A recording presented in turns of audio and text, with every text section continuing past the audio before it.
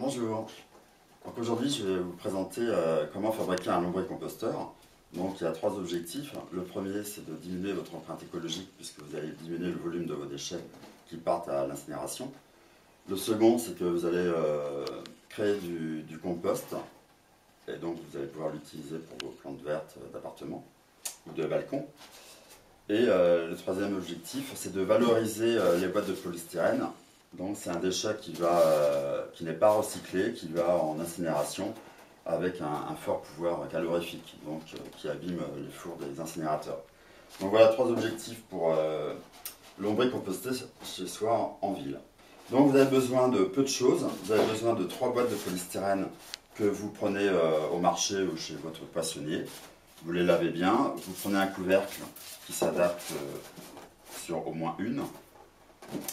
Vous prenez une chute, puisqu'il y aura besoin de colmater les trous sur les côtés. Vous avez besoin de 2 tournevis, un petit et un plus gros, un cutter et un sac plastique suffisamment grand pour qu'une boîte rentre dedans. Donc il y aura 3 étages. Donc au démarrage, avec le gros tournevis, on va percer le fond afin que les vers de terre puissent, donc là je vais continuer, je vais finir sur celui-ci, les vers de terre vont pouvoir remonter à travers ces trous dans l'étage supérieur, une fois que l'étage inférieur sera complètement rempli et que le travail du compostage sera quasiment fini. Donc voilà, les 2 étages sont percés, donc les trous vous les faites environ à 3 cm d'équidistance. Celui-ci n'est pas percé puisqu'il va récolter le jus du compostage qu'on appelle le thé de compost. Donc c'est un fertilisant qui sera aussi à utiliser comme engrais naturel pour vos plantes. Donc vous mettez le bac du fond dans un plastique. Donc ça c'est un plastique qui sert aussi pour trier ces déchets recyclables. Donc vous appliquez comme ça. Donc voilà, le jus va arriver. Donc vous pourrez du coup le récolter, le mettre en bouteille pour pouvoir l'utiliser une fois par semaine sur vos plantes vertes. Donc là vous remettez le premier étage.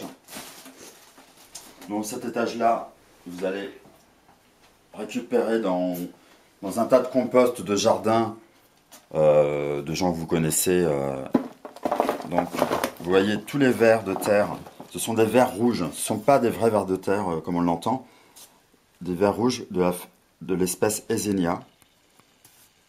Donc ils restent petits, vous voyez, ils ne sont pas comme les lombrics, aussi gros. Ils sont rouges, donc ils travaillent très bien. Donc voilà, vous mettez ça comme ça, vous répartissez bien sur cet étage-là. Donc ensuite, vous commencez par mettre vos déchets de cuisine, donc des épluchures de légumes, de fruits, des coquilles d'œufs.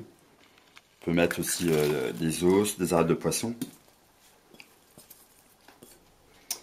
Donc à chaque fois, vous essayez de fragmenter au maximum les déchets pour que le travail soit plus facilité par des vers de terre.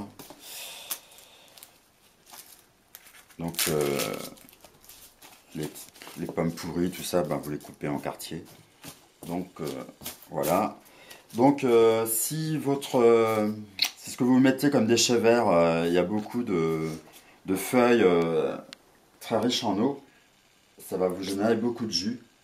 Donc ce qu'on propose, c'est d'essayer de faire un millefeuille. Donc 50% de vert, ici, 50% de brun, donc de carbone. Et en dessous, c'est l'azote. Donc pour avoir un rapport carbone sur azote favorable. Donc voilà. Donc une petite réserve de feuilles mortes dans un sac. Voilà, donc là c'est prêt. Donc vous remettez le deuxième étage. Vous voyez, une fois que ça va monter, les vers vont grimper dans celui-ci et vous remplissez celui-ci. Et le compostage continue, se termine Donc là, vous mettez le couvert. Donc voilà. Donc c'est vrai que la dernière étape, ce serait la customisation de votre lombricomposteur. Donc vous pouvez le recouvrir de papier de couleur appartement. Donc soit ça peut être sous l'évier. Donc du coup, quand vous cuisinez, ben, c'est tout de suite sur place. Donc vous voyez, ça rentre. Voilà. Voilà. Donc sinon, vous pouvez mettre ça sur... Si vous avez un balcon, vous pouvez mettre ça sur le balcon. Les vers de terre sont protégés par le polystyrène et ne vont pas avoir froid. Donc c'est tout à fait possible, si vous avez de l'espace, de le placer sur le balcon. Donc voilà. Donc